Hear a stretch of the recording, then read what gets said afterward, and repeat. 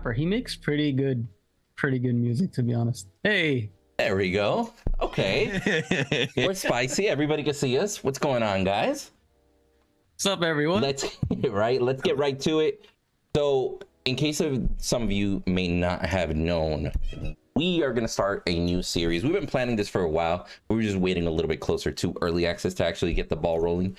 We are going to be starting a new series of episodes, kind of update episodes and overall conversations called the PredCast, primarily focused on Predecessor. Now, before we go too deep into subjects, before we go too deep into it, let's all introduce ourselves. If we could, in a specific order, go J-Pie, Medkit, Bearded, and then I'll kick it off right there towards the end. Tell everybody who you are, what you're about, and we'll go from there. Okay, so I'll begin. What's up, everybody? I'm J-Pie. I'm a streamer for I used to stream Paragon, and obviously I followed it through up until now, and I'm really excited for Predecessor. Want to get in there, learn the game, learn all the cool tips and tricks, strategies, and I want to be there once the game hopefully grows, develops a competitive scene, and we get to see some cool stuff come out of it. And thank you for joining us, bro. Thank you for inviting me. Of course, bro. Take it off, make it. Or take it away. Take it off, everyone. What's up, everybody? I'm Medkit. I guess the newest kid on the block. I've been on console my whole life, and then recently built a PC just for Pred and Overprime, and that's what I'm here for Pred and Overprime. And I want to thank you guys for having me here. It really is an honor. Of course. All right. Hey, that's awesome, because that's really where I came from. I'm the Bearded Wolverine, your Michigan Wonder. And I I was a console player, and what it was, I bought a PS4 and it had Uncharted 4 on it, but I hadn't played Uncharted 3. So I was like, well, I can't play 4 until I play 3. So I mean, let me find a free game that I can find on the PlayStation Network, you know? So I look around, and it said full game. I'm like, all right, I'll download it. Well, it ended up being a game called Paragon, and here I am. I've been stuck ever since. So that's exactly the same situation. And I built this PC to play, you know, Fault, Predecessor, and Paragon, the Overprime. So yeah, I built this PC for this situation, and here I am now, you know, talking to one of the content creators, WinduTheMace, that I actually followed as a streamer. So let's go. Hey man, I'll be honest with y'all. I'm on the same fucking boat. Because I'll tell you what. So I had already known of Predecessor, right? I was lucky enough to get to know Sergeant Smokey early on in the days, right? Before Predecessor even got announced. And it was one of those things that whenever I found out about the project, I was like, I gotta get a fucking computer, bro. I'm a PlayStation pleb. I've been doing PlayStation my whole fucking life. I'm like, fucking hey, I gotta get a computer. So I literally went out 2018, bought a computer, spent like 8 months trying to figure out how to use this shit right here. and then legit, by the time the first Predecessor test came around, thankfully, shout out to Sergeant Smokey, he was able to get me in there. You know, I still consider myself to be a very small content creator, so you're not the only new kid on the block, bro. We technically all are. But it was exciting, bro. And the fact that Predecessor is the reason why I personally got a computer and started getting involved with all these games and content creation and everything, that's a big shout out to Predecessor. But in case I didn't introduce myself, sorry guys, I am Windu, also known as WinduTheMace. I do mobile content, strategy content, and racing content from here and there. Predominantly, I do MOBA related content as far as Predecessor, the Overprime, and then Predecessor and then Paragon, the Overprime. Now, I do want to just start off. I also Kingston, true. Just so you get that out there. PP does Kingston content as well. But I will say, I want to start off this conversation literally with where the hell is Predecessor right now? I just want to start off on that topic because we were all excited as shit. We're all still excited. But I'm going to be honest with you. The closer I get to Christmas, the more attention I'm paying to the Grinch. You know what I'm saying? Yeah. No, I mean that's what I've been saying with a lot of my friends is we're getting so close to the end of the year, right? They announce, hey, early access at by end of 2022. And we're getting so much closer to it, and we still haven't really heard. All we keep hearing is announcements saying that we are on track for 2022, but we're not seeing any hype build up for it. We're not seeing any like, hey, this is going on, this going on. Like they were doing pretty good there for some videos, like, hey, here's Decker's new kit. Look at this. And I thought they were gonna continue that with a lot of new heroes or whatever, or not maybe new heroes, but like redoing some other hero kits or kind of introducing stuff.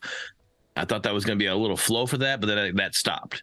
And we've been at like a halt, and we're like, where's the new information? So 100% agree. Where is it? What's going on? Like I'm excited. I want to know more.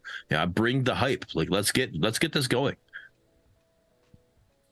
Yeah, they were definitely silent for quite some time. It's a little bit concerning that they've been silent so far for this long. I think everyone would agree. We all pretty much expected some kind of announcement at this point. It's reassuring that RGS Ace himself, the CEO, posted on the Reddit.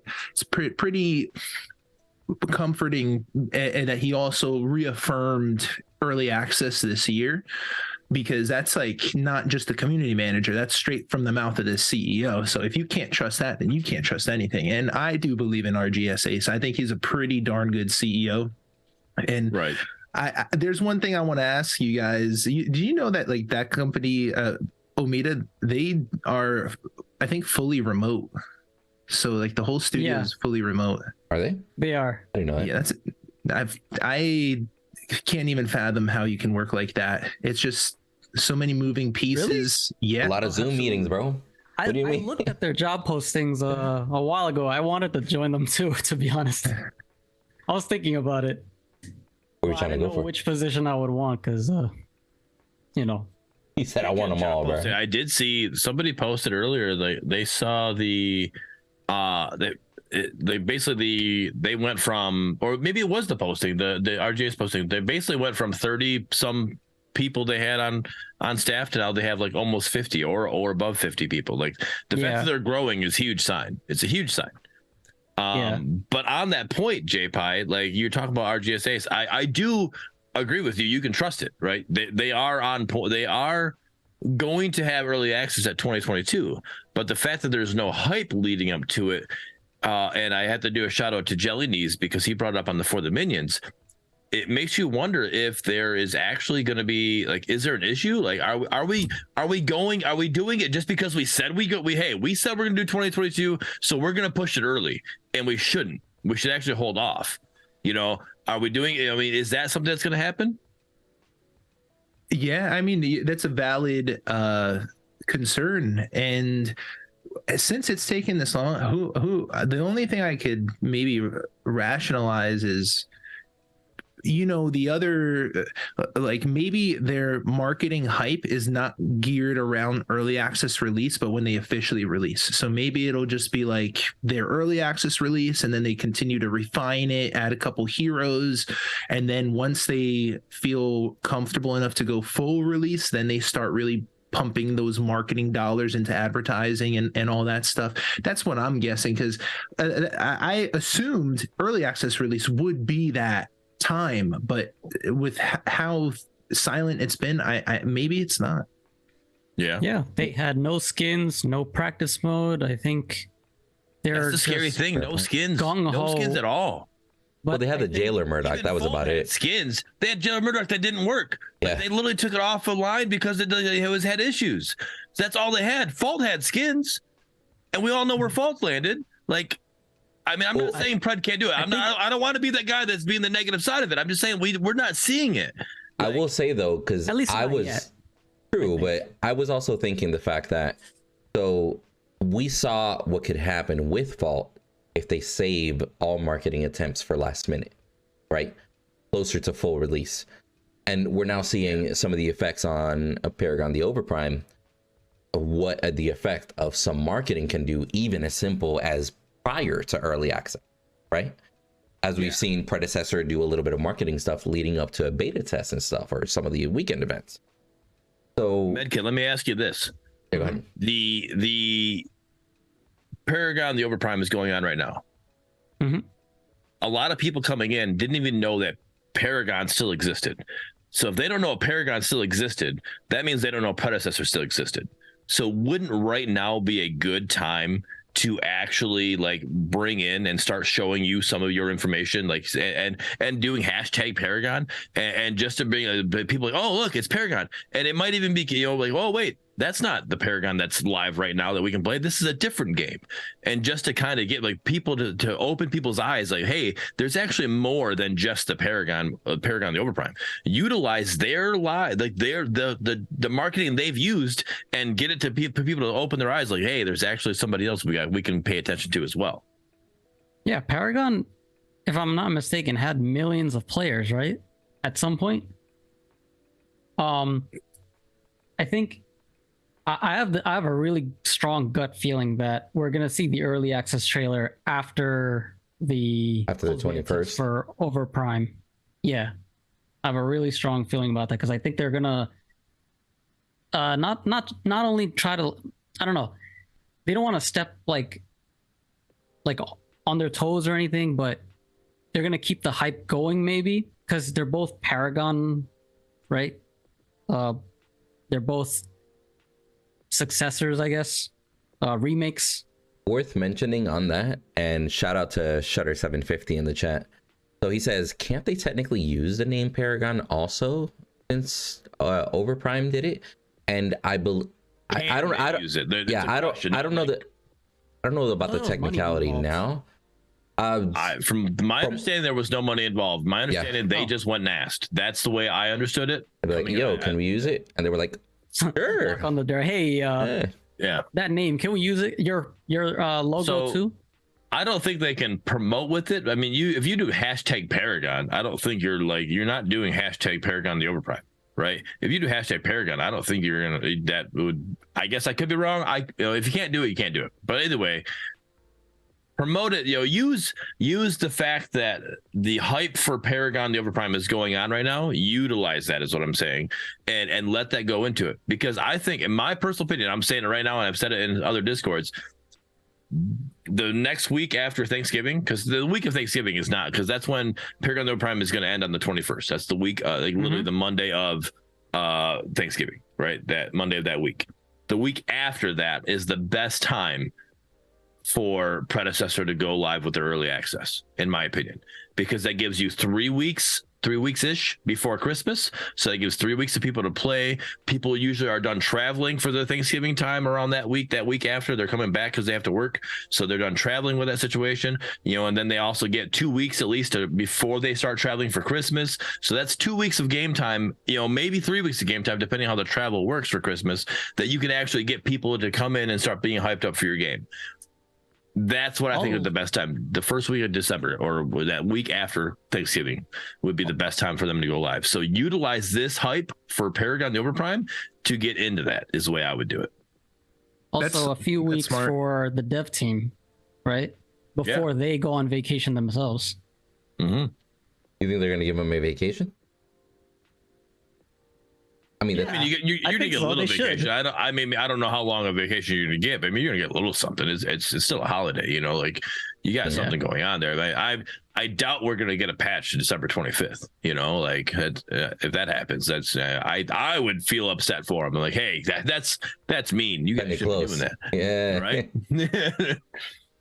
I mean, go ahead. I do want to say though, because Midnight did disagree that the I disagree. Not during the Overprime. I just think, I'm not saying that we need to I think we just need to slowly generate hype during this time is what I'm saying. I'm not saying like organic marketing, not necessarily paid marketing, right? Yeah, I'm not saying that we need to go live right now or whatever. We just need to start getting things out there. Just because people right now, Paragon is fresh in people's minds, right? And Predecessor is trying to be the most like Paragon what it was before, right? That's their goal is to give us a Paragon like game. Utilize the hype that Paragon Overprime has generated already. Utilize that, and people it's fresh in their minds. They're looking at it. They're seeing this stuff. You could literally sit in Gen Chat and you'll see, I didn't know this game still existed, or vice versa. Somebody said, I thought Predecessor was Paragon. What is this other game that people are talking about? So there's people, it literally works on both ways. Utilize that, use it to your advantage is what I'm saying. Yeah, now that it's like freshened in everybody's minds, if when Overprime ends and if Predecessor does time it so that they continue and kind of carry the torch, it's going to be really nice because they're not going to have a period of time afterwards where there's going to be an absence of Predecessor. The next time they release, it's out and it's out in the wild. Overprime is going to have to play catch up when they do come back, whenever they release in the East here. And I think by that time it might be a little bit too late. Predecessor will have at least a foothold up on NA and EU, and I do think that Overprime will dominate Asia, the Asian scene.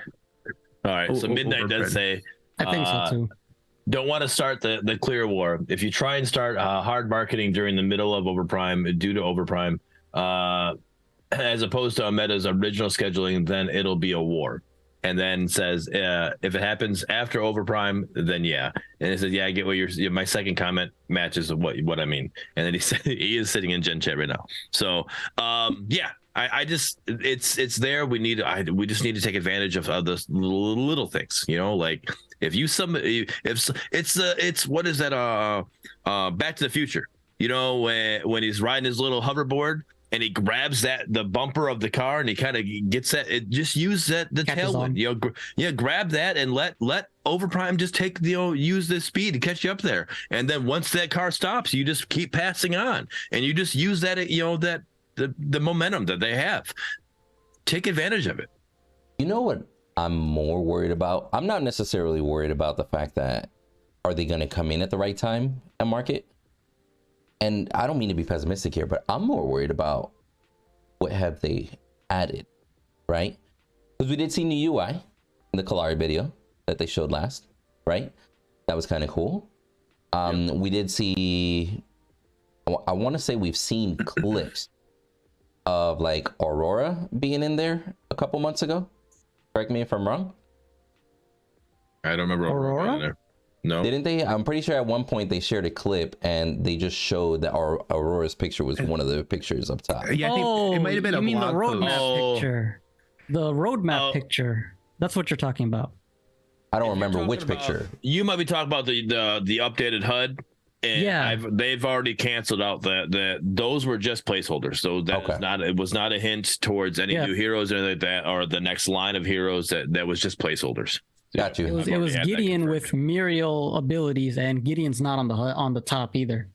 Got you. So let's just think like this. Wait. To Windu's defense, in one of the blog posts, it was when their blog post of Omida closing the 20 mil. There's a picture of Gideon, Murdock, Feng Mao, Countess, and Aurora. So she does show up there, and I can't help but feel like that was strategic, and that was June 30th. It's possible they've been very strategic with a lot of their stuff like that, so it's 100% possible. I don't remember that picture that you're talking about, so yeah, I could definitely see that being a thing, because there was that Richter, they had a picture of Richter was hiding in the back of the foreground, or what's that foreground? Yeah, front, whatever the background is, yeah, that one, yeah. Stress test FAC March 23rd. Yeah, yeah.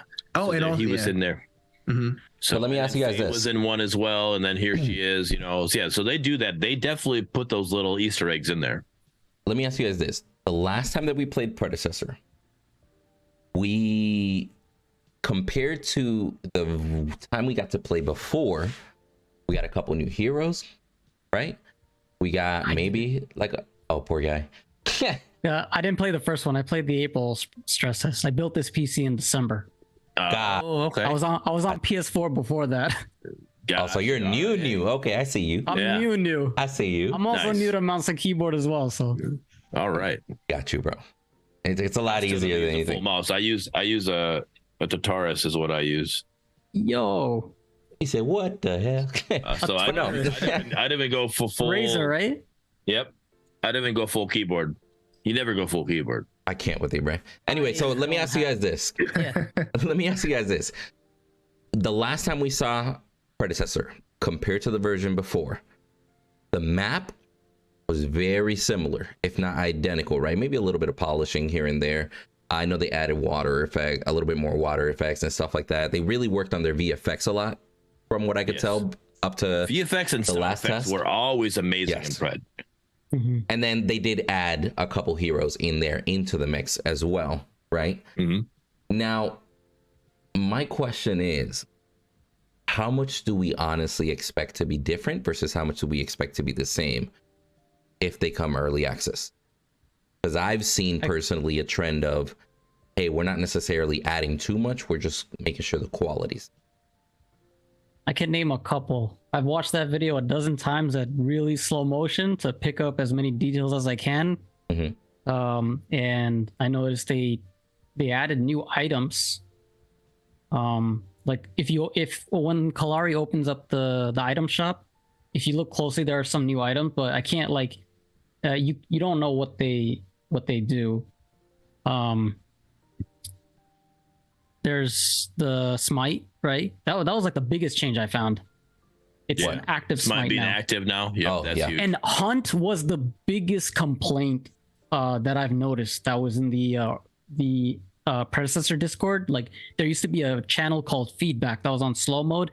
Everyone complained, almost everybody complained about the hunt item, how it was making the jungle way too easy.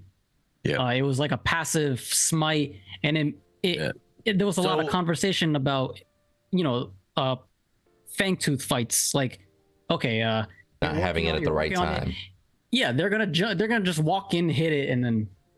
So like, is that interaction even fun? What you're referring to is the Cynic video. Cynic posted the video, or they posted a video of Cynic playing Kalari, and Kalari goes into the jungle right, like literally right in the beginning. Right, she's got one, not even a start. Well, she's got the starter item, which is the smite, right, and then has a sword, right, and not even a full item. Goes in, fights the red buff.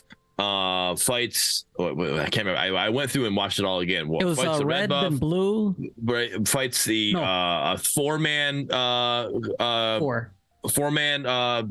jungle minions, and then fights the blue. And then it was red for goes blue. and fight, then goes and kills Sev, takes the green buff, and then comes back and takes a 3-man minion, and doesn't even drop below 7/8 health. All of that. That's pretty beefy. Because Hunt keeps them so, and it's like, and this is early game. I get late game. You're just gonna, as you're hitting, you're just gonna keep building off of it. I get that. Late game, I'm not talking about that. But early game, you definitely should be able to, like, hey, I gotta strategically take my blows and kite and do things or whatever. Like literally, this person's just sitting there fighting, and they never go below 7/8 health. That to me is an issue. That makes jungle.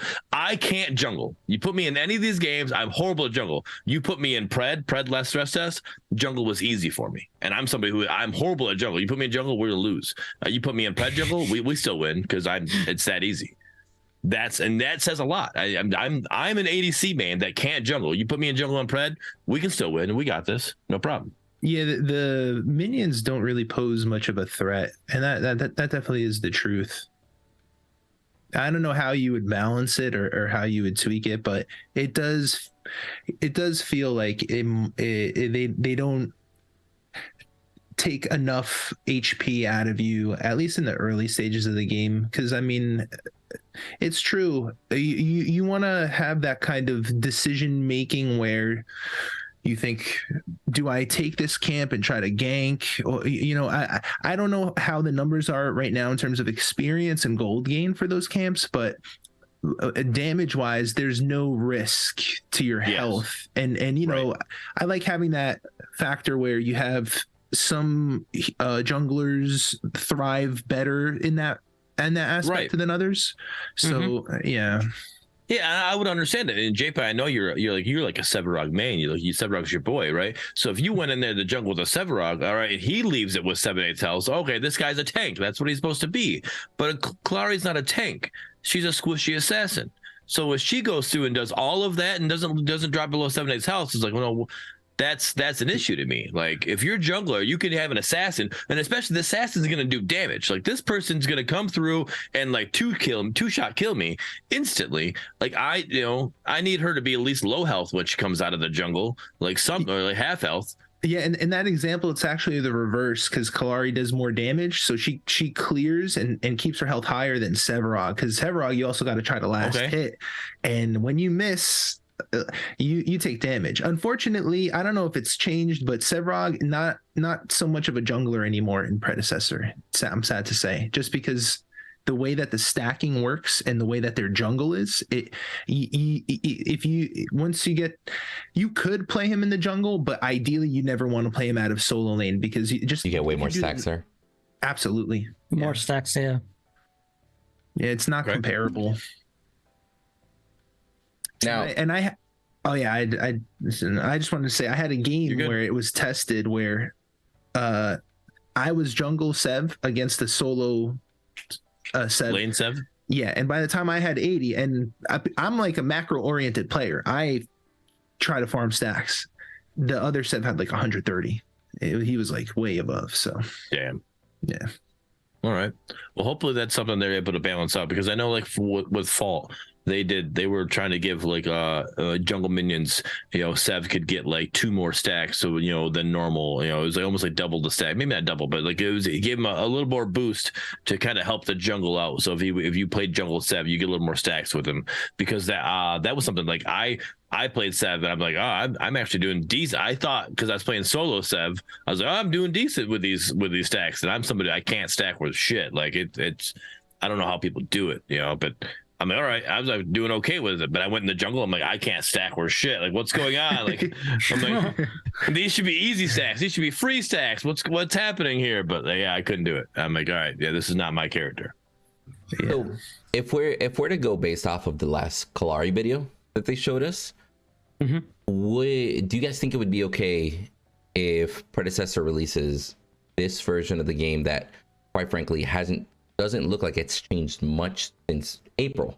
It just looks like, like a little bit of balancing as far as items go, maybe new items, new HUD, but as far as core gameplay, still looks, and you get that overall impression that it's pretty similar back in April. Is them releasing that now? The that UI completely has changed, and it looks so much better. So that's big from what we had when the last stress test we had. So that UI with the gameplay we had, yes, I think they could definitely go early access. Because early access to me is that time for them to find that balance situation they need to figure out. Because was the last stress test easy? Was it like I literally won? I mean, I don't know my win-loss rate was in the game, but I won a lot more than I lost. And I mean, with Fault being more of a competitive game and being a little more balanced when it comes to talk about your game loop, my win-loss was below 50%. I know I'm where I'm at. It is no big deal. But like I was pretty high with Pred, just like I'm pretty high with Overprime right now. I don't lose in Overprime, and I didn't lose much in Pred because the game is that easy. So for Fault players to come in and play these games, they're going to have a good time. For new players that haven't played Fault, they're going to have a hard time, because you're going to go against these people that we've played and we've trained on Fault, that, hey, this can be a little bit easier for us to go in and take care of this. So that's going to be that early access time, is for them to find that balance, to figure out what they need to do for balancing heroes, balancing the gameplay, balancing and finding that game loop that's there. But yeah, with the UI that they have now is tons better than the UI they had before. I could definitely see that being a thing. I do feel like that UI is very controller oriented, to be honest. And Joker brought up in the chat. I'll be happy with it. I can't wait. Are you kidding me?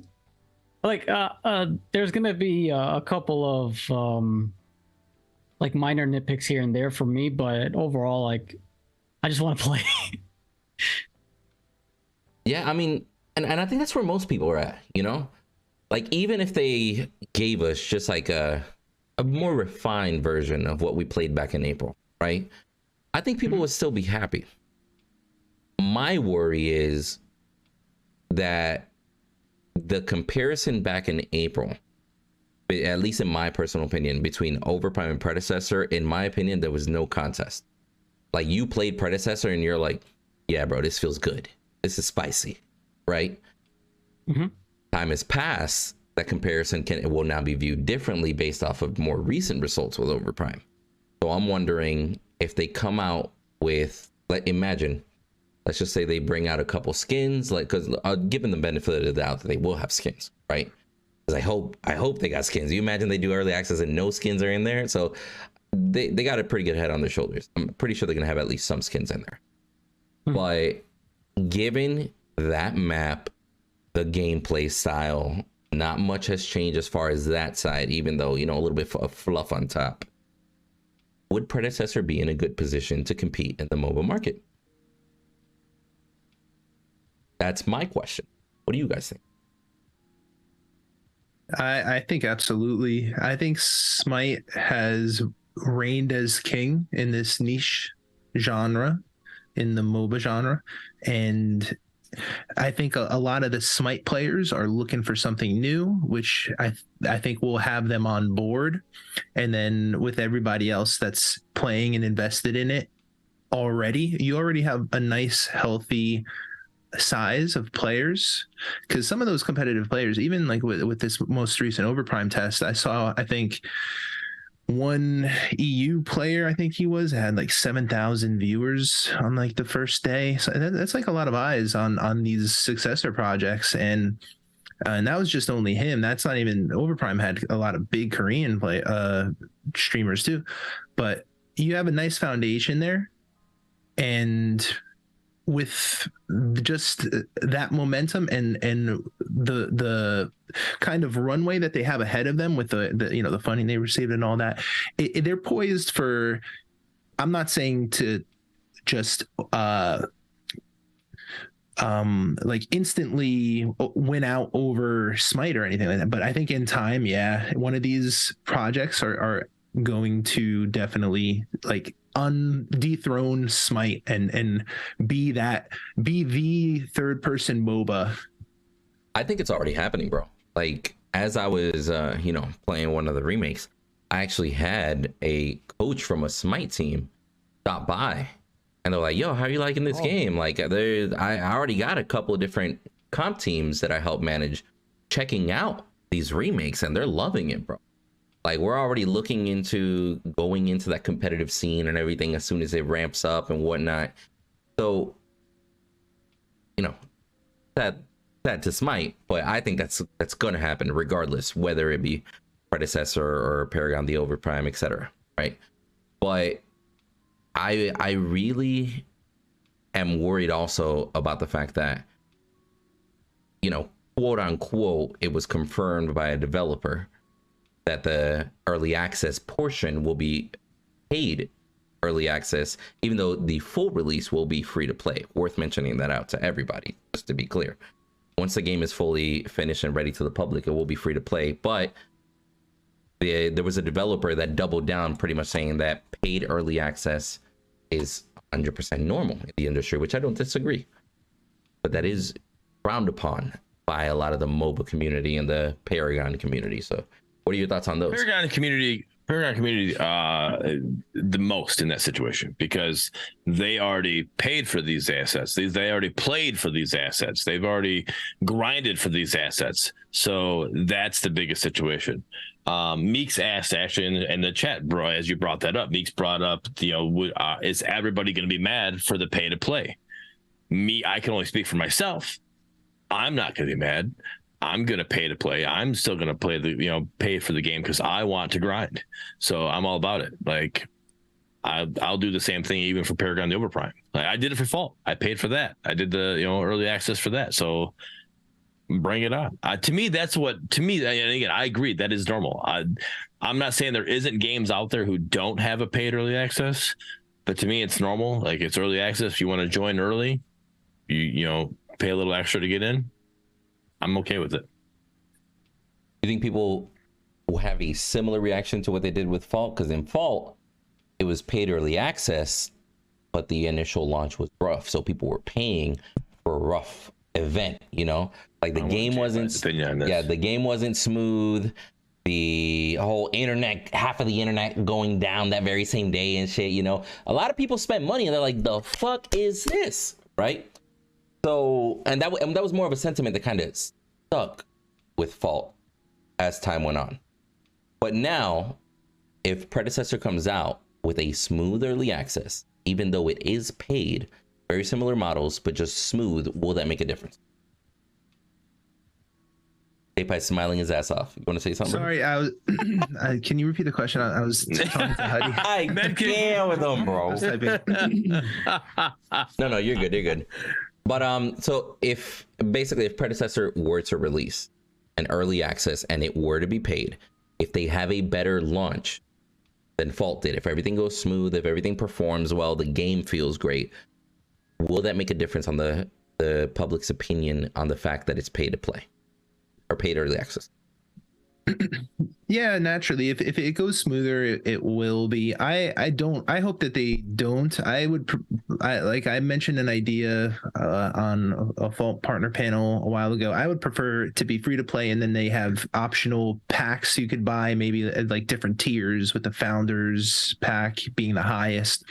Okay. And yeah, because I think you need to cultivate the largest player base possible, and maybe you have like a week where it's not free, but then you open it up just because people will be seeing it on Twitch for that 1 week, and then they'll naturally build that hype, and then I don't know. I know that they probably will go pay to play. I don't want them to, but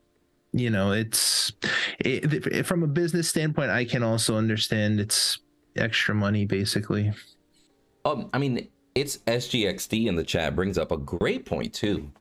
It's not just the fact that the devs are getting extra money, but once investors see that a good early access, like in the first month, how much money they bring in from early access, and it's a good number that they like, investors might be like, let's support a little bit more. We can see the monetary value. All right. First, Moose says, I feel like paid early access is fine if there are limited free access codes. That's understandable. Yeah, they definitely should drop some keys here and there, for people to get in.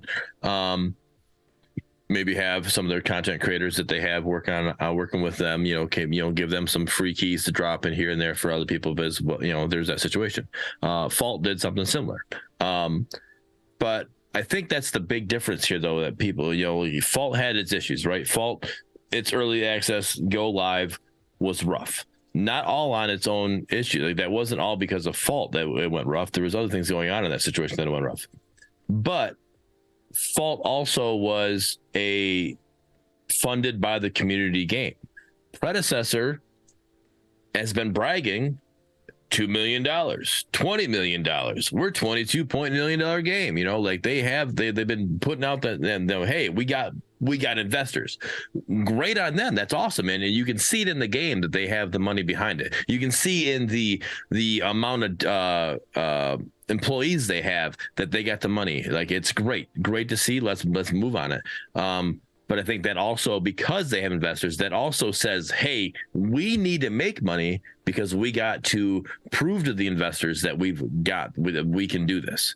So, and don't forget, there's a lot of people that don't understand how distribution and spending money works, right? Like, they had just recently announced that they had a couple million, right? A few months later, we had a test. I literally had people stopping by the stream and they were like, this doesn't feel like $2 million different.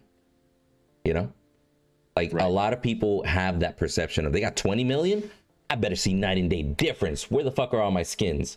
I better see every character in the game. Y'all got 20 million. Where the characters at? I see ignorant comments like that, and I could totally see them having to combat that stigma as they go through, because they're bragging about their funding, which in my opinion is their way of kind of showing their legitimacy as to the competition. But simultaneously, for a lot of ignorant people, they're going to have to show a certain level of product beyond just how the game feels. They're gonna, people are going to be wanting skins. Like, the level of quality of skins is being raised as a whole. You get me?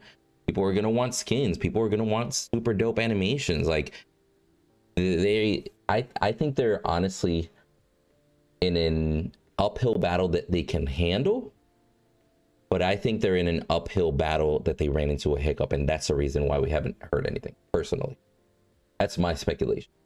What do y'all think?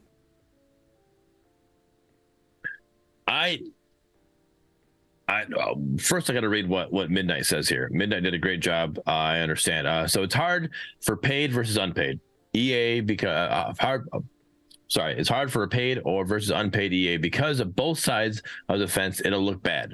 Free EA doesn't look good for many people because there's a perception of just trying to artificially boost numbers, even if that's not a normal thing. Paid EA looks more professional, but it also gates from a larger audience to get it. Understandable, great point you put out there, but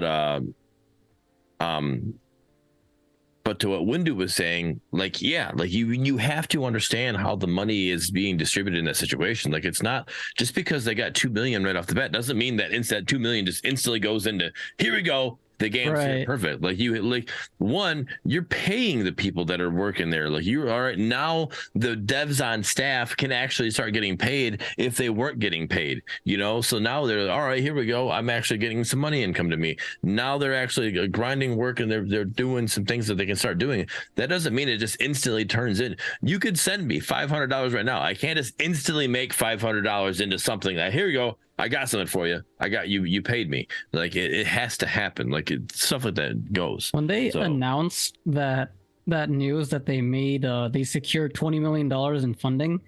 I remember a lot of people were expecting like gameplay related changes or like teasers, heroes, something about items, anything like that. But maybe I was one of the few that looked at it. I was like, wow, one of the Paragon remakes secured $20 million. To me, it like $20 million means like security. The studio gets to live for a couple of years. Yeah, they get to live. Yeah, they have a chance, and not just like if I like that's like a saying they have a chance is it's like an understatement. 20 million is a lot.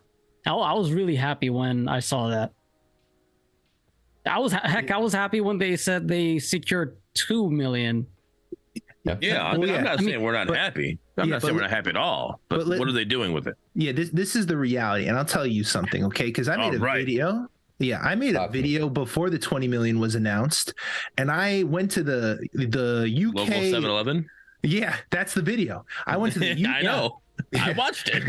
Yeah, I went to the UK government website where businesses are obligated to file updates, and I found that there was there was the information on the initial investments, and then I found additional ones, some from the same companies, so that kind of insinuates that there's something else more. There's been more action, the same kind of action. So I made a video where I'm like, guys, that basically means they got more funding. And everybody was like, we don't give a fuck. Yeah. What about the game? This isn't about the game. That's what I'm saying, bro. It's in my Console life. when exactly, bro. Yeah. Seriously, now, man. I'm glad that you look at that, J-Pie, because I saw that as well. And you could clearly see the distribution of the shares on the website. You could clearly see how many shares were allotted to certain individuals and such, right? Now, one thing, let me actually ask you guys out of curiosity, because I've never actually asked this group. So they got 20 million. What if they got 20 million? Some of them just got shares for it. But what if they got 20 million worth of financing investment, like loans, that they have to pay off, and they need paid early access to recoup some of that, at least to help provide? You get me? Because it is very possible that an angel investor came in and said, hey guys, I believe in what you're doing. You guys got the numbers to prove it. I'll give you 10 mil myself, but here's what I want. You need to pay me back this much by this time frame, and I expect this much every year. If you don't at least pay me back what I want, I'm out as an investor for future endeavors or whatever, right? It's very possible that they got people like that also. Like, there's a lot of ways to get investment. A lot of people think that's just free money that they got. This is for you. That person got 3% and they're out. So there's plenty of deals that might work off of, hey, you guys made 100,000 this quarter. That investor gave you 5 million and they wanted 10% of all that revenue. There's a lot of ways to go about it. So what if they're in a deal that they have to take money out consistently. Is that worth it?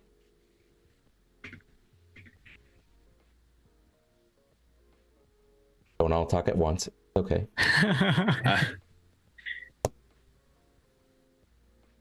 Go ahead, guys. Right? I just stumped the fuck out of him. All right, guys. Hi, welcome. Everybody's taking a break right now. We'll be back. Question. If like an angel investor were to basically be like, hey, these are the rules, right? Here's say 10 million. We want X amount by this deadline, or else I'm out. Like that kind of thing. At that point, I have no idea. Like, I don't know. I don't have what do you think, JPI? Because I honestly don't have an answer for that. Well, I mean, they basically,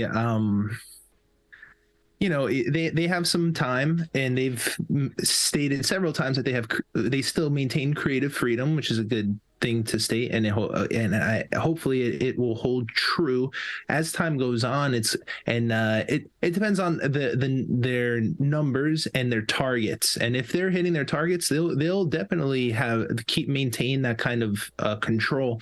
But that's never guaranteed. It's always up in the air, and only time will really tell. It kind of depends on their strategy, and there's a lot of moving pieces to this industry and trying to have a successful studio and game, and it can go any number of ways. But right now, I mean, I think the opportunity is there for them to seize, because I always felt like Paragon was ahead of its time, and I think now is the time for Paragon. And then it's obviously in the form of Overprime and Pred, but I think the world is ready for this kind of game where it wasn't where it wasn't before, and I think that will reflect in the numbers, because I'll tell you, I think Overprime, they're gonna have skins be like $50 a pop. Like, you saw some of those skins. It's gonna be expensive. Yeah, that's a fair point.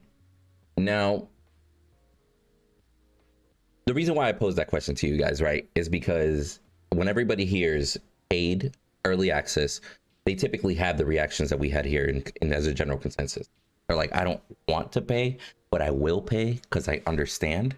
When I see a business has over 20 million in funding, if they go into paid early access, that tells me they need the money. Now, if they got 20 million, they don't need the money long term. They probably need the money short term. If they need the money short term, that more than likely means there is something that they have to pay by a certain quarter, certain year, etc. Right? Because if you got the 20 million, why do you have to go paid? Because the only reason I could see is they need to pay back some money, which it's perfectly understandable and it's perfectly fine to do some sort of investment in terms of a loan. That's perfectly normal in the business world. But at the same time, they need to show past the proof of concept, because they have numbers of players, they have, positive reviews and stuff like that from past tests. So that's on their side, but they haven't proven any successful monetary structure. So I think that they're going to use the early access as a founder pack sort of monetary proving, but I wouldn't be surprised if during that early access they were also selling skins or something like that. Yeah, they'll definitely come up with something, because they are beholden to their investors, and although they haven't proven it to us, they've proven it to those investment groups enough that they would be willing to throw money at Omida and take a chance on them. And they're gonna have to pay back a lot of money. Like a lot of money. I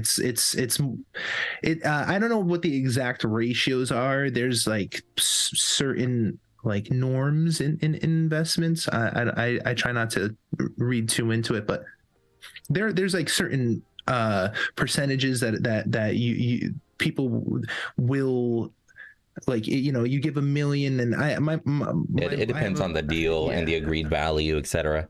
Different people are going to ask for different, for sure. So what if it's a double-edged sword in a sense, but like it takes, well, maybe that's the wrong word, but it takes care of two things at once. One, like you said, it gives you that money that you need to kind of help, pay off some investors, make that payment towards the investors. Hey, when rent's coming due, we gotta pay it up, guys. So you have that situation, but then it also, like Midnight was saying earlier, it kind of, paid early access puts a gate there. So it only allows so many people in. Now, whoever wants to pay for it, you got to pay for it. But it's going to be an early access. So because it's early access, that means it's not going to be a finished game, right? So many people these days, they think that just because they downloaded a game, it's full. This is it. This is the game. So when they get in there and they play it and it's like, this game's trash, or this bug or that bug or whatever, I wanted a full finished game. It's bound to happen. Like, it's not complete. Windu, I remember you posted a video about Call of Duty your title was "Finish This Game," and you tagged your comment was towards Treyarch or somebody, Activision, because the game's not finished, and that was a full game release when they came out with that. That's an issue. People think that nowadays. So even though Pred says, "Hey, we're early access," that's going to go through one ear and out the other for a lot of these people. So if you put a paid early access, you limit how many of those people that don't want to listen.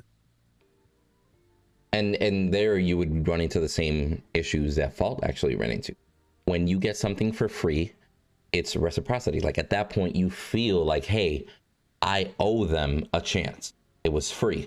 I owe them to buy the skin. I owe them to leave them a good review because you got it for free. When you pay for a game and or service, the mindset automatically changes. They owe me. The moment that you dish out money, people don't understand that early access is paying into early access. Like you're just paying for the opportunity to play the game while it's being worked on. But the moment people spend money, in their mind, they're immediately like, well, this should be done because I paid. For them, it's a product, not access that they're paying. And that's something that Fault ran into, and that's something that any studio going into a paid early access is going to run into. How does the developer community, not the gamer community, because we're the gamers, right? But us four understand this. Majority of us in chat, I would say, understand this. Not everybody in chat, because I'm sure there's people in chat who aren't going to understand this. But how does the developer community help explain that to those people? Like, so when you buy into early access, to know that that's not a full-fledged game. Like, how do you make that not the, because that's what people, I feel like going through Fault and going through Genesis and going through these other games that I've went through, it's like, I feel like that's what people think that this is. Like, it's like they think that early access is a full game. I maybe play the game. It's full game. Like, why isn't it like what? Why is it so buggy? Why does it have the issues? Why is this? Why is that? I don't understand the entitlement in that situation. Like, just because you paid for something doesn't mean, I've paid for something early before, and I've waited for all right, I'll make my payments, but I know when my last payment, I'm getting the full item. I get that, but I know that I'm not getting something right away. I hope. Is it because I'm older? Is it because I'm older and I have that mental that non-millennial mindset? Is that what it is? Like, what's going on? Like, why can't people understand that situation?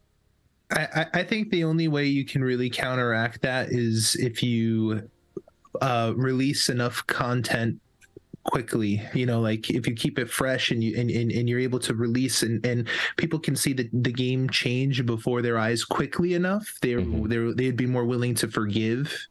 And it's gonna, obviously it's very difficult because that's a lot of money, time, development, the artwork and everything, and bug fixing and all that. That's not easy to release content that quickly, but I think that's kind of their game plan with this. I mean, that's why they've been withholding all this the content so they can release it later. Yeah, kind of just to I think so too. Yeah, come out of the tunnel with a bang, just.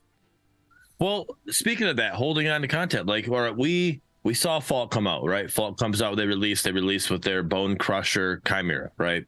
It was a nice looking skin. It wasn't amazing, but it was a good looking skin.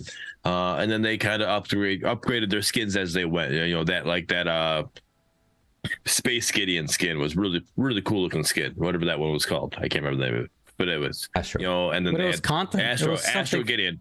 Astro Gideon. Then you had the Decker skin, which was the Aztecian skin, whatever that she had. Not the one that they had for the season pass, but the one that recently. Those skins were looking really good, right? We've seen one skin from Predecessor, and that was an alpha that they brought that out. It wasn't even the last two stress tests. Ago. That was a long time ago. Great skin. You go, well, one, I'm a Murdock fan. That's my number one Murdock, boy, yeah. right? That's my boy. Like, so I'm all about it. But then I haven't been able to use it. So I'm like, well, where's it at? That's the only skin we've seen from them. And then you have Predecessor, then you have Paragon, the Overprime coming Sevarog. out, and they just dropped skins. Like, oh my gosh, here's all these skins. Like, what are you like? Whoa, what? Like, and then we just haven't seen anything from Predecessor. So it's like, where's that stuff at, man? Like, let's go. Like, bring that's something you could be building the hype right now to you can start showing off some of the skins that'll be available during early access. And this is old, but do you guys remember the Sevarog? Sevarog Scythe. The scythe. Yeah, you guys remember that? Yeah, they added a scythe to Sevarog just to That was a long kind of throw time a little ago. bit in there. Yeah, I mean, I don't remember that actually. 100% don't remember that. I heard it was like very Stinky. yeah, and it was extremely difficult to also rig up properly and have the animations look well and all that. So I think they reverted it. Back to the hammer. Yeah. Bro, I mean, here's my thing on it. I mean, I of course want them to succeed in every way possible. I know that in dealing with investors, they're immediately going to have to show that they can perform monetarily, right? A lot of people also don't understand this. If your product is on Steam, the only way you can monetize is by having that early access tag. You cannot monetize under the beta tag. It's per the Steam rules. So if you ever see a game that might not seem finished, or a game that's randomly starts monetizing when they go early access, that's the reason, because they need that tag in order to monetize. So that's why all the skins right now, know you that. can't buy a skin right now in Paragon the Overprime because it's still a final test. It's not still not early access. You can, so technically they give you all that. They give you that in-game currency, pretty much a bunch of it for free. So you just get some of the skins because they can't monetize on it anyways, but they show you the skins. They're using it to advertise the skins that they have. So when they do go early access, people want to buy them. the skin. But you know, I got something that I want to ask you guys because this was my concern with No Predecessor. questions allowed. Anyways, what were you saying, Medkit? God damn! Go ahead, J-Pie. Go ahead, J-Pie. Because it was one of my concerns with Predecessor. There's two items. One is an offensive oriented one and one is a defensive oriented one, but they both essentially do the same thing with an AoE magic damage over time with everything around you. It was like The Bale Arm equivalent. Fire Blossom. Fireball and Fire Blossom, I think. They were both fire. Yeah, and it was One was a fireball, one was like a red armor. I remember what you're talking about. Yeah, and when those items, now obviously the test was a short period of time, so I couldn't test it thoroughly, but it just seems like that was the item you get first, because especially it just helped your jungle clear speed immensely, and you were kind of gimping yourself by not getting it. And one of my concerns was that it might seem like builds could be a little bit rigid. I mean, it always is the case when in competitive games, especially the higher you level it is, the less becomes viable.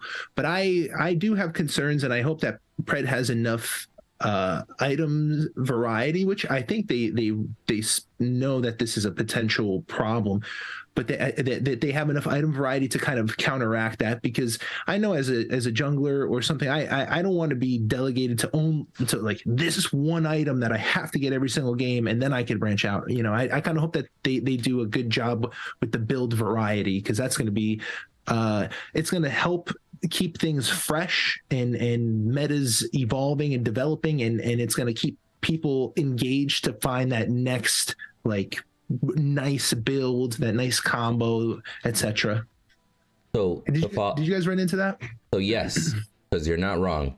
You build that fireball and then moon boots, and you were pretty much a GG, to be honest with you. But I will say, kind of to combine both of your points that y'all are mentioning. Paid early access will limit testing, feedback, reporting, etc. You need individuals in there that are constantly going to prove an item to be broken for somebody to finally say, hey, maybe we should look at it, you know, at a faster pace. Specifically, that though. I mean, like, I get what you're saying, but you know, it's not like we're only going to have 200 people playing the game. You know, you're going to have enough people are going to buy this game and be playing it that with a paid early access, there's still going to be able that reporting's going to happen. Yeah, but I'll tell you what, because you can say, oh boy, you want. I know for sure we're gonna have a higher player base than Fault had. Well, no, I think that'll happen no matter what. But with the other competitor being free, and the results that other competitors having right now, I would be willing to bet money that a lot of people are now considering, well, damn, you know what? Should I just wait for Predecessor to be free to play on full release? Like, play this early access free to play and then swap over to Predecessor on full release free to play. Like, why spend my money if I have something to play, something else to play? There's no guarantee that Overprime is going to be free to play. Free to play on early access? That has not been confirmed yet. That last I knew, they have not said anything about their free to play early access. Oh, I thought it was confirmed. I'll double check on that with you. Yeah, double check on that one, because I have not seen that. I've seen that they both said the same thing. They're going to be free to play on full release, which obviously it's a MOBA. I mean, I don't know a MOBA that is pay to play. You know, like. Yeah, but I'll tell you. I could be wrong, but that's not what I know. Go ahead, Jim. I think you're right. But it's kind of like this with the testing. You know, I forgot when it was, but. A while back, Omida expanded their internal testing team, and they actually took on additional testers, which is like a stage in development, and it means they're getting closer to release. And that happened a while ago that they expanded the early testers. And so as far as testing this, I think this early access, it's kind of past that, because they've had internal testing for months and months and months with their expanded internal testing team. It was no longer that small group. And what I think the early access is aimed to address at this point is the problems that they can't test for at scale. So instead of having maybe 40 internal testers testing for months and months and finding bugs here and there, now when they're gonna encounter new things when they have 3,000, 10,000, 20,000 people. There's bugs that show up that you wouldn't otherwise notice, and I think that's like where they're going to focus on, because I think that I want to say it was like last year, like near the end of last year, where they expanded their internal testers. I forgot when, because I know I applied and I got denied. So did you really? Yeah, it's because you're such a negative person. Yeah. Did they tell you that? Yeah, they said no, JPI. There's too many content creators in internal testing. He can't come, basically. Oh, it's just unfortunate. I was like, there's like, you're in line trying to get into the club, and then right when you get up, they put that, like, at the movie theater, they have that line and they clip it in front of you. Yeah. And say, sorry, we're at capacity. That's the velvet rope. Oh. Yeah. Yeah. Sorry, you can't get past. Unlucky. The bouncer said no.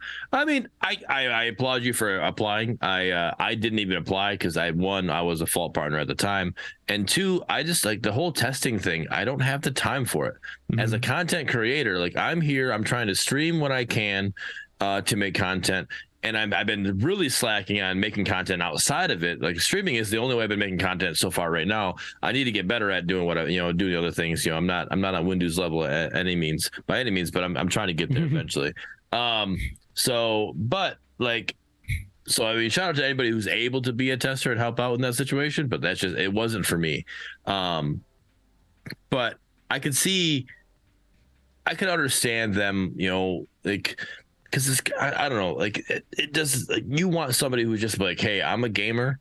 Not saying you're not a gamer, JPI, but like us content creators, we're slightly different, right? Mhm. We're not literally there to see those little mini nuances in the game of what the issue that could be. We're literally just there playing the game, enjoying it, and then enjoying it with our community. So it's slightly different. So I can understand them not wanting so many content creators in the testing situation. Yeah, because they also want that fresh, fresh set of eyes when they open it up, to have that new, opinion, new perspective, New etc. mobile experience.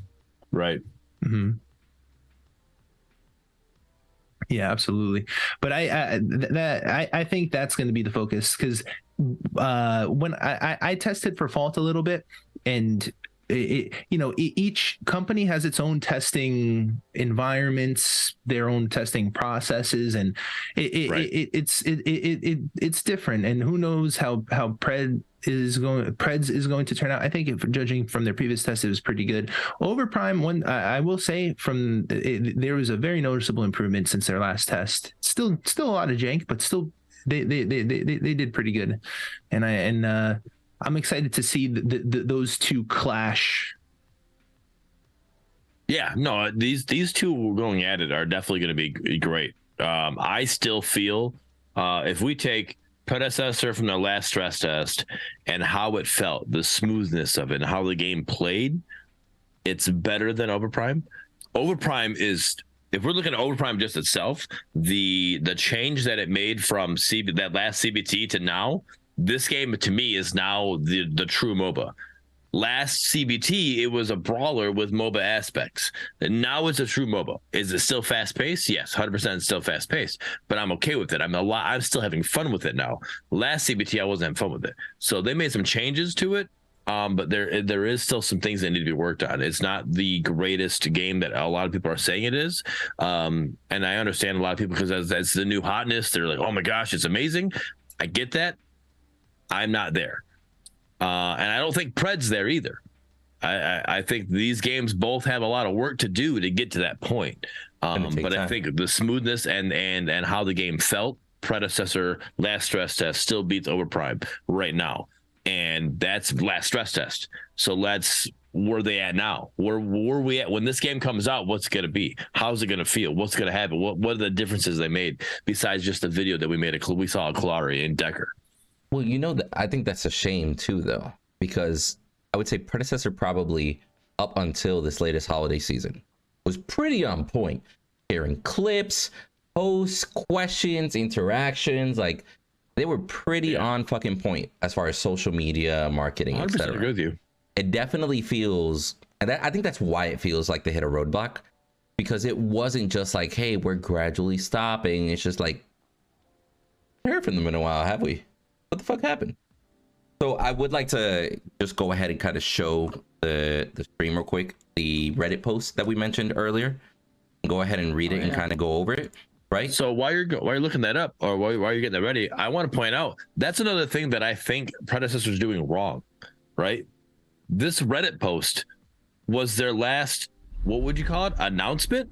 Check the announcements tab. It's the last thing we've heard of them. And that's kind of shocking that wasn't put in an announcements tabs or anything. It's put in the social posts.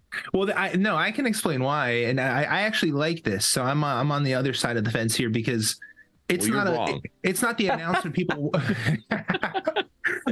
Well, you are right in this sense. It's not the announcement people want to hear. Nobody wants to go to the Pred website and they're looking like, oh, when's early access, and then they see the CEO say, it's coming soon. Nobody wants that. But it was to have it on the Reddit post. Think about it. The most passionate players generally are on the Reddits and other sites that are about the game. And so the people that are really checking every day, they're going to find it there. And the reassurance that there's a trailer soon is all. I think that was just basically a way to kind of hint to the community, especially like the most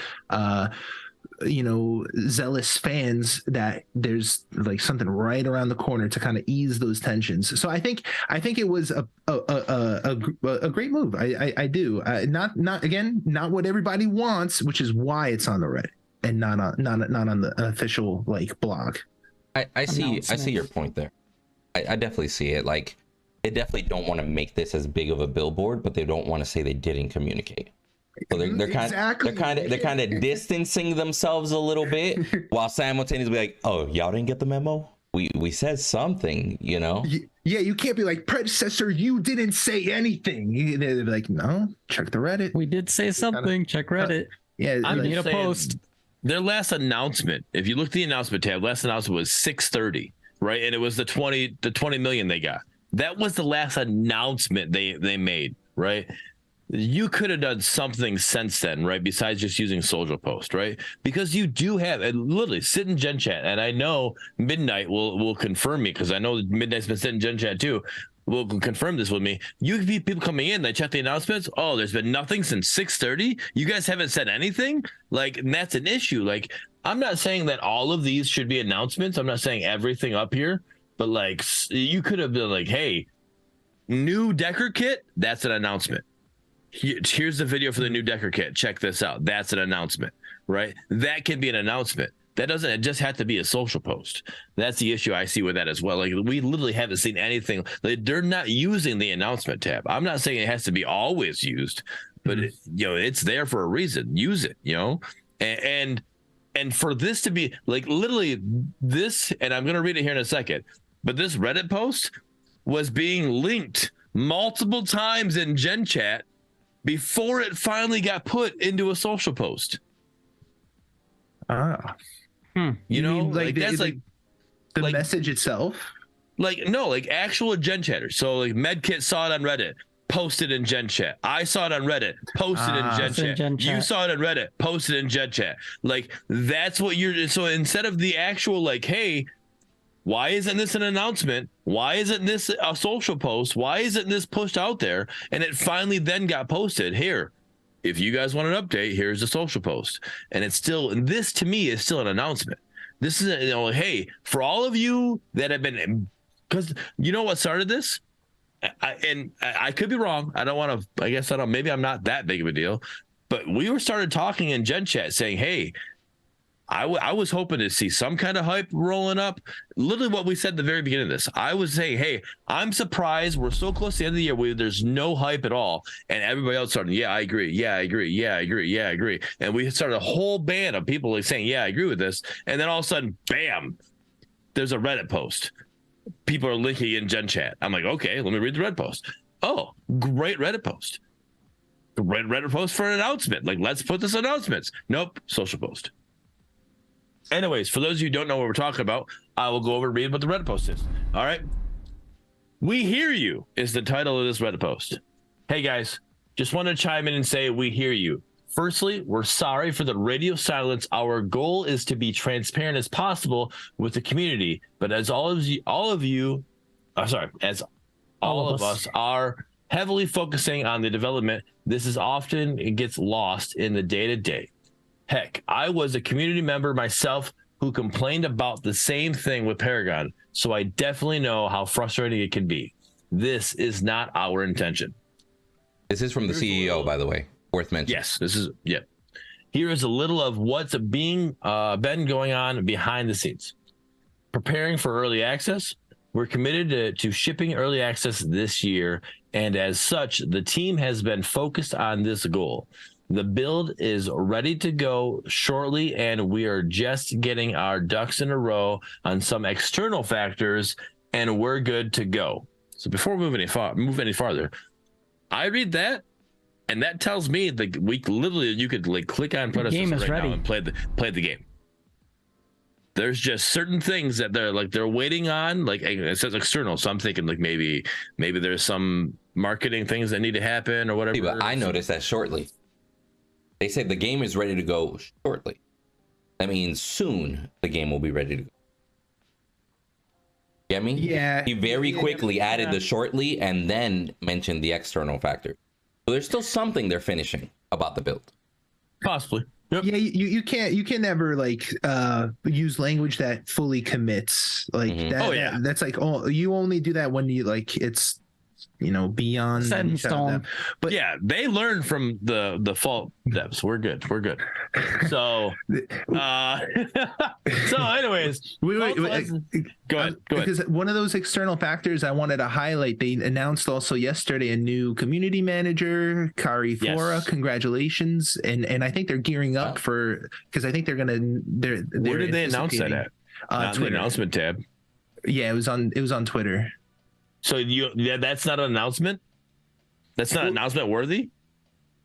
I think it's on a smaller scale. I don't think you'd be a blog. Well, I mean, I don't know. It could definitely be a blog post. I don't see why not, because you had the announcement of didn't Nabori got an announcement? We are proud to announce that Nabori has joined. Like, is this not an announcement worthy? Like, it is. I agree. Put in that light. Yeah.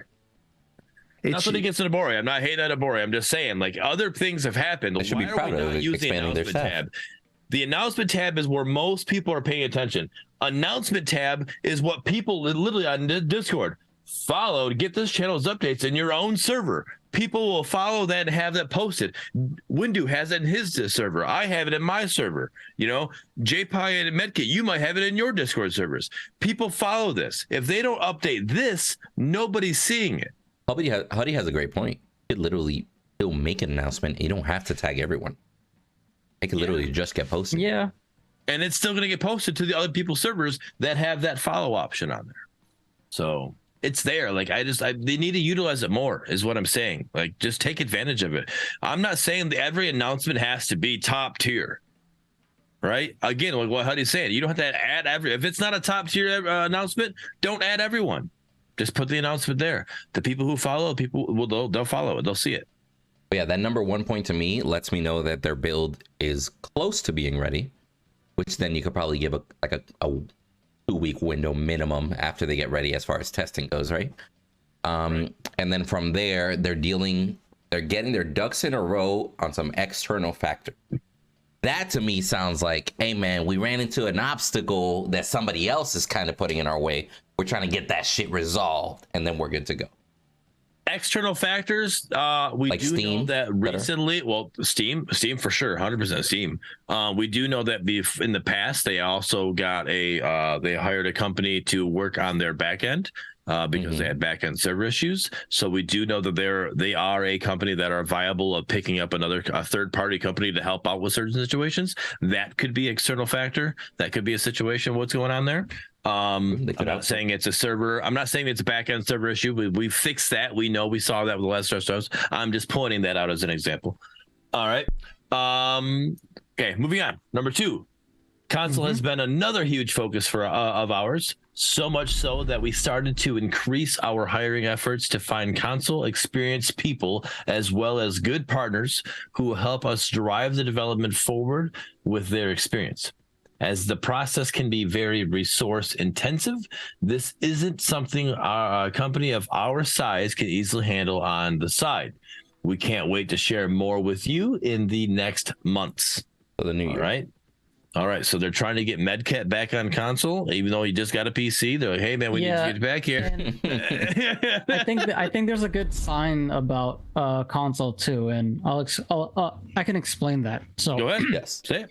So if you look at that roadmap they announced a while ago, they said something about console, MMR, yada UI, all that stuff, right? I don't know if you guys noticed this on the HUD, but you know how there's like 3 dedicated slots for specific items. One's for your potion/hunt.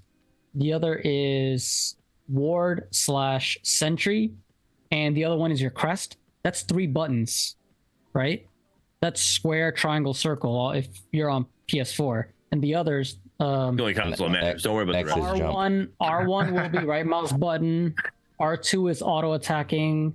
L2 is L2 is alternate. R1 is your primary. L1 is your secondary. And you know what's funny? Overprime has like way too many actives.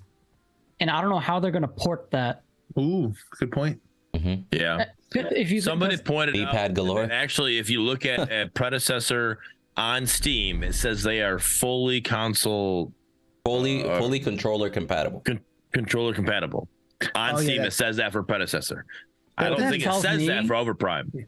Yeah, that doesn't necessarily indicate console. Will be ready. No, that just means that you're able to play on PC on controller, which tells me that if you're able to play on controller, that tells me the port for console and you're able to use as many buttons as you need is available. It's there. Like I'm not saying that the console's ready. That's not what I'm saying. I'm saying that the ability to use your controller and use every action you need, every active you have, is available. Is what I'm saying. That's what I'm getting at.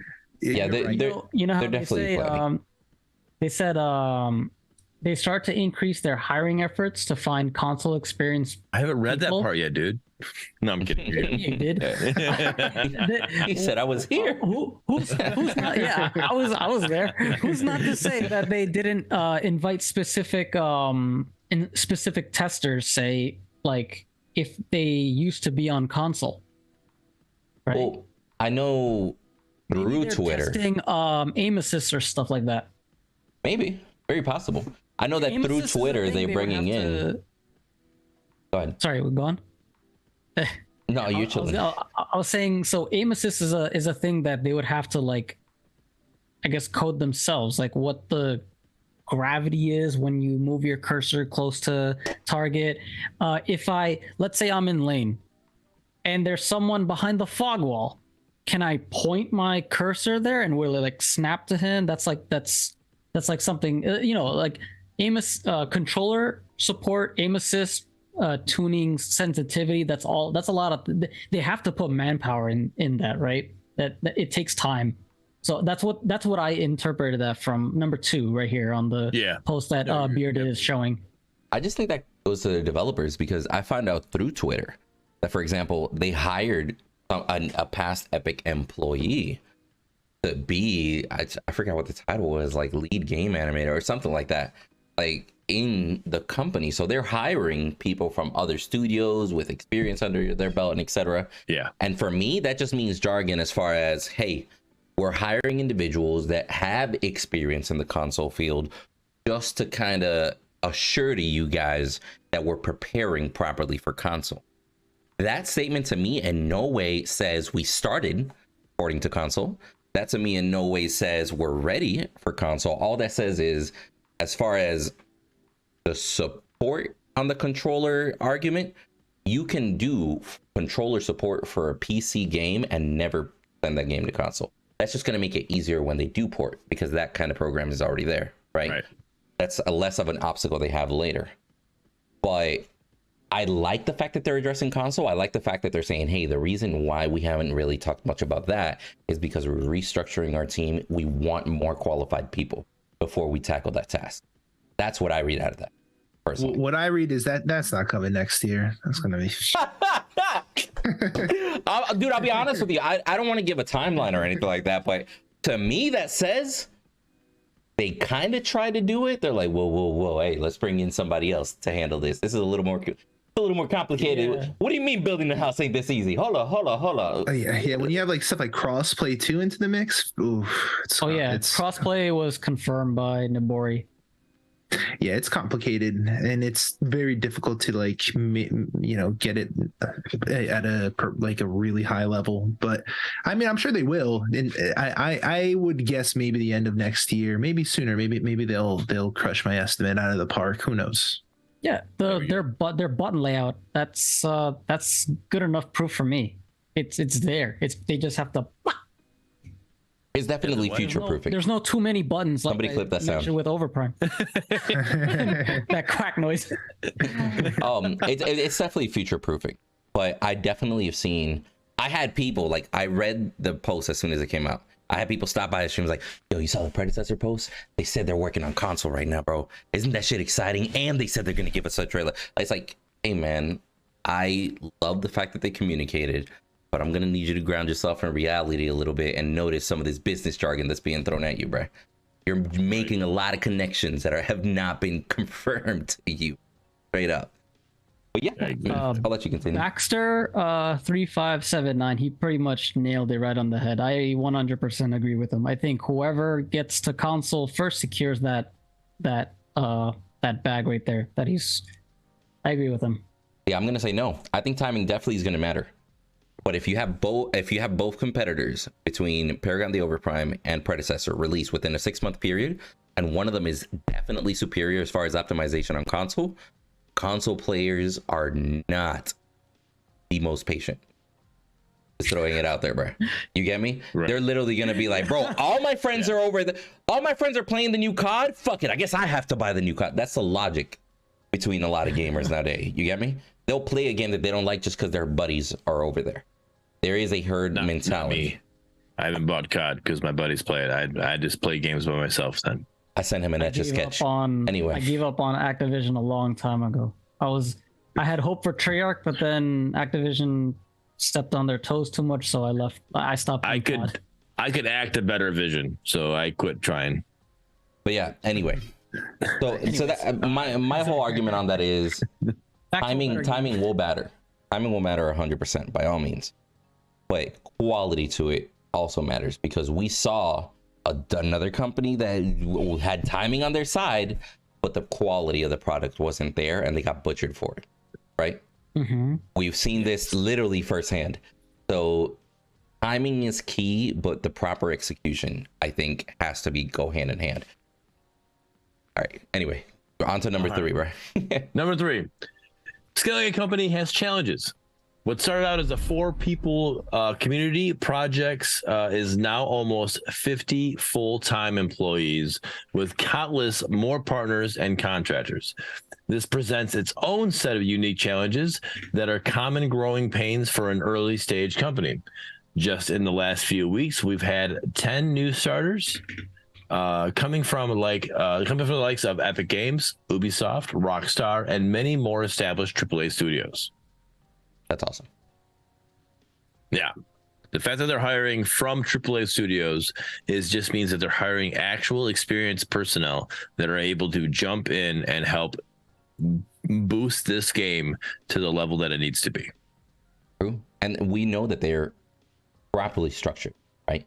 So we have to assume that they're going through the entire step, like the entire hiring process. They have to have them sign an NDA. They're having them fill out all their paperwork, get all the ducks in order. From the moment of saying, hey, you got the job, to the moment where they can actually start, that shit might be a couple weeks to a month, depending on the speed of the company, right? Now, I know what it is. All of us know what it is, but some people in chat might not know what it is. You said NDA. What is an NDA, Windu? All right. So in layman's terms, right, it's basically a document that you have to sign, basically stating, hey, you get to work on this project, so to speak, and then from there we give you the access, but you can't show people, you can't tell people. If you ever leak anything, you're legally liable, etc. I believe it stands for non-disclosure agreement, right? Non-disclosure agreement, yes. So it's basically, it's long story short, you're not doing shit until you do a signature. And a lot of times in NDAs, they also hide little jargon, and they're like, hey, anything that you create while being employed by this company belongs to the company. Stuff like that is typically under the NDA as well. But I will say it's a necessity. That's totally normal by all means. That's part of the reason why you don't see many leaks, because if they leak, they lose their job, right? They're going to find the source of the leak, etc. Now, I think number 3 is perfectly fine. I think this is great. Is the information to hear. 50 full-time employees is a major achievement as far as any company goes, and so I applaud them. Like, big shout outs to them. And then, you know, they throw in a little, hey, we grabbing people from Ubisoft, grabbing people from Epic. Grabbing people that have a prior company like that in their resume is not cheap. Believe me, no. It is not cheap. And it is one of those 20 million what? in salaries. I just can't fathom how everybody is remote and how they're doing this. It's insane. The fact when say you have to manage somebody that's remote, it opens up the door to so many kind of inefficiencies. Like, you know, you could say because I this is what I go through every day, and you ask a developer, hey, how long is this going to take? And they'll tell you 12 hours. And you could say, all right, well, that's a little bit too much. Let's knock that down to 9. How about 9? Is that reasonable? They'll say, yeah, sure. And then you know what happens? It only takes 1 hour. They do 1 hour, and then they wait 9 hours, and they're just chilling the whole day, playing games, whatever. And then when it's time to hand in the assignment, they just hand it in. I mean, you hope you don't get workers like that, but you can. And right. So, there's a lot of like. Yeah. For somebody who is managing those people who are working remotely, does that mean they have remote control? Jesus, get them out of here. Anyway, I will say though, we because we got to admit, remote used to be a very big issue. We are in a day and age where software. Happened. That's what I'm saying. We are in a day and age where after COVID in 2020. Everything from team meetings, Zoom meetings, etc., that happen all the time. And there's a lot of ways to track efficiencies and people stay on top of you. Like my girl works in human resource, remote. They have a morning meeting every single morning. Throughout the day, she gets checkup messages like, hey man, we're expecting this sort of workload. Where you at? Or yo, great job. You're actually exceeding the workload that we're expecting. If you could, can you do this also, etc. Like there's a lot of ways to go about it. I don't disagree with you. It opens a door. Right now. Yeah, that's what I'm saying. Like apps like this are the reason why a lot of that remote work is thriving. By all means, like I could totally see them. Right, I could totally see them literally just all chilling, like their departments chilling in a Discord chat, just able to talk to each other or muted, listening to some music and stuff. And if they got a question, they're in the Discord. Be like, yo, while you're clocked in, you must be in the Discord. Okay. I could see people doing that. That's just like being in a team in an office environment with a supervisor around the corner. You can ask any questions, etc. But they could work around it. I don't necessarily see them struggling, right. But you bring up a great point. That door for inefficiencies definitely gets open. Oh yeah. With all that said, we know we could do a better job. So here are the actions we've taken since the last post about the lack of community engagement. We've hired a senior community manager who is starting very soon. That is the one that JPI referenced earlier. We're opening multiple roles focused on community and marketing. We've engaged with a studio that worked with multiple AAA titles on community efforts. We're also open to feedback and suggestions, so please keep it coming as we do listen. And this is true. This is my point. I literally feel like RGS Ace was seeing us go through Gen Chat saying, how come we haven't seen anything? Where's the hype? Nothing's going on. And all of a sudden this happened. It was there. Poof, there it was.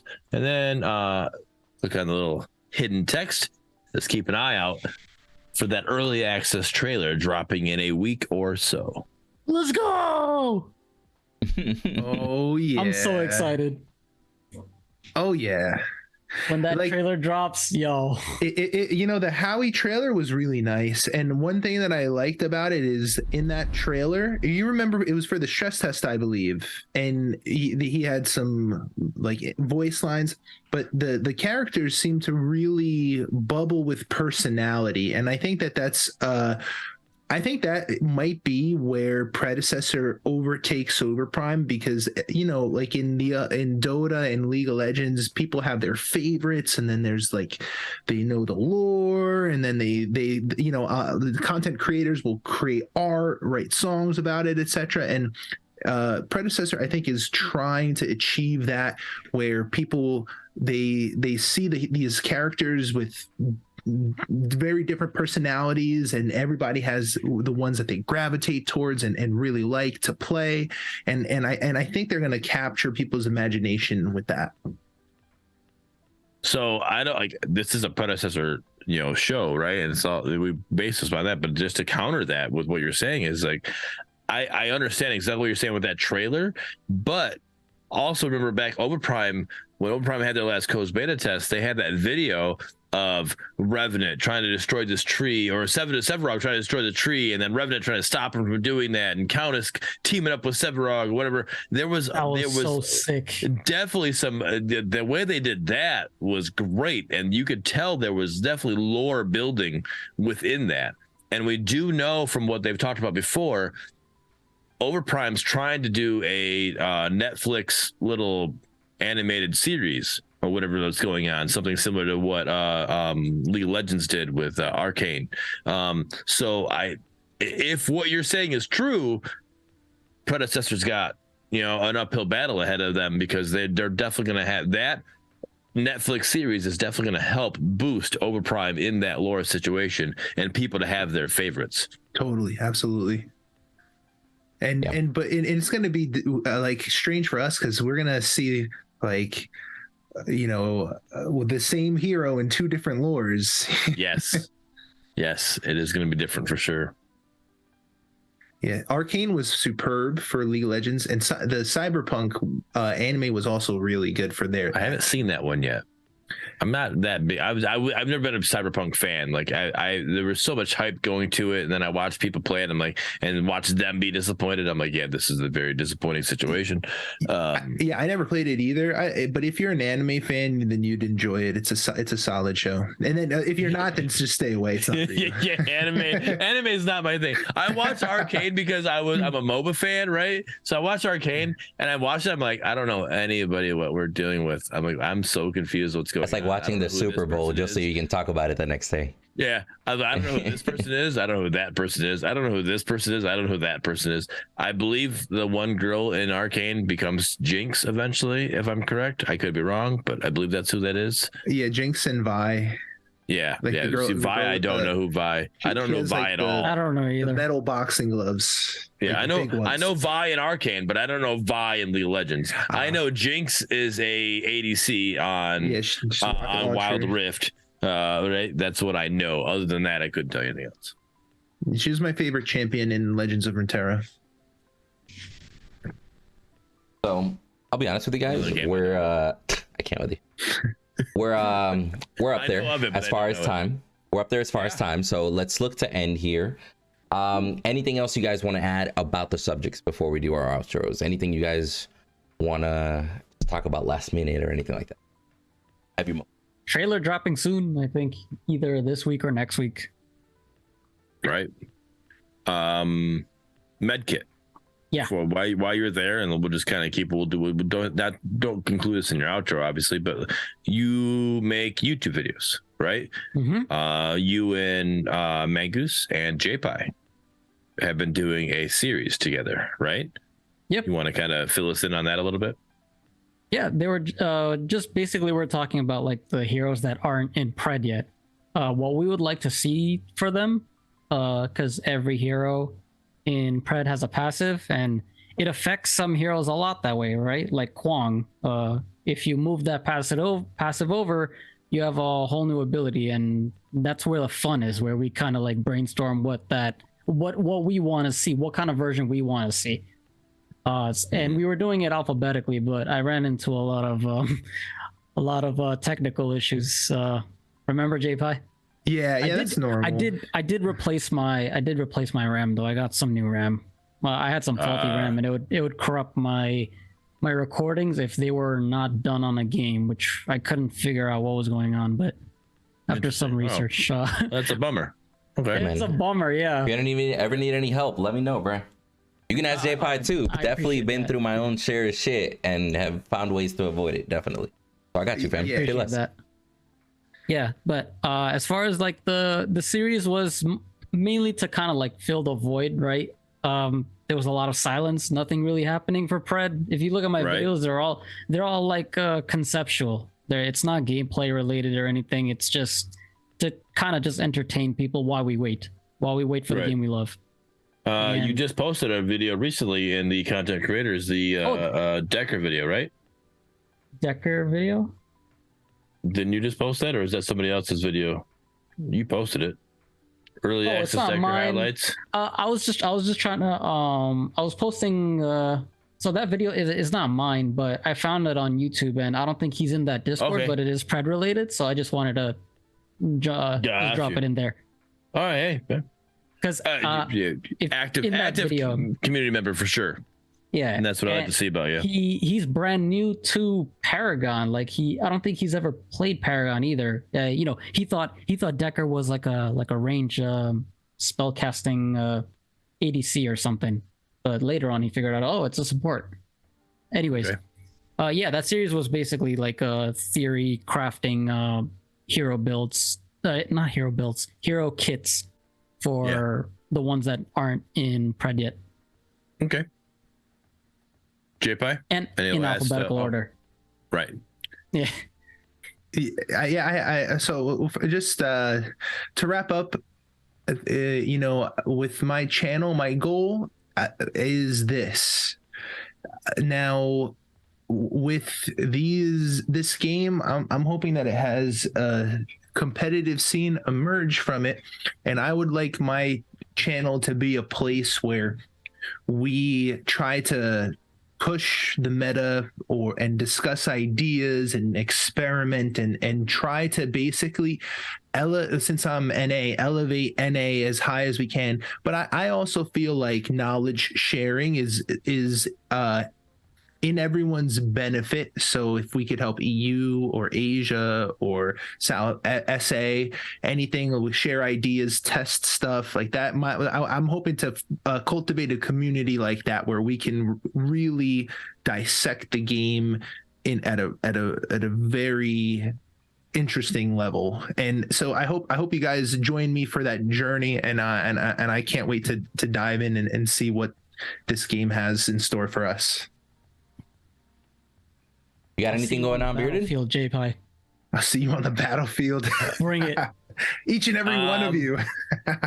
Hell yeah. Well, apparently, if you don't wake up on time, JPI, you're not gonna see nobody, bro. Okay. I see that sparrow. I'm gonna live in that lane. All right. Everybody's got JPI's number. Just make sure you call him. Make sure he's up on time. All right. Yeah. And if he doesn't answer the first time, call him again. Inside joke. My bad on that. No. What do you got going on, Bearded? I'm streaming games. That's all I got going on right now. Right now I've been streaming Paragon, the Overprime. I've been streaming King's Hunt. I've been streaming Overwatch 2. But out of all of them, Paragon Overprime is my favorite because it's more Paragon related. So on that point, I'm excited for Predecessor. I can't wait for Predecessor to drop. If all three games were still here and active, Fault was my number one. I'm being 100% honest with you guys. Fault was my favorite. I just think it had the best game loop, right? And then after that, Predecessor was the next one. I thought Predecessor felt the smoothest, was the greatest feeling game. If you're actually just jumping in and playing a game and how smooth it felt. Overprime was good as well, but it was definitely more of that brawler. Now the way it's set up now, it's definitely feeling better, more fun to play. So it's definitely going to be a good fight between these two. I'm excited to see what Predecessor got. So I'm playing Paragon the Overprime, waiting for Predecessor, hoping to see what's going on, and excited to see this trailer that's going to be dropping here soon.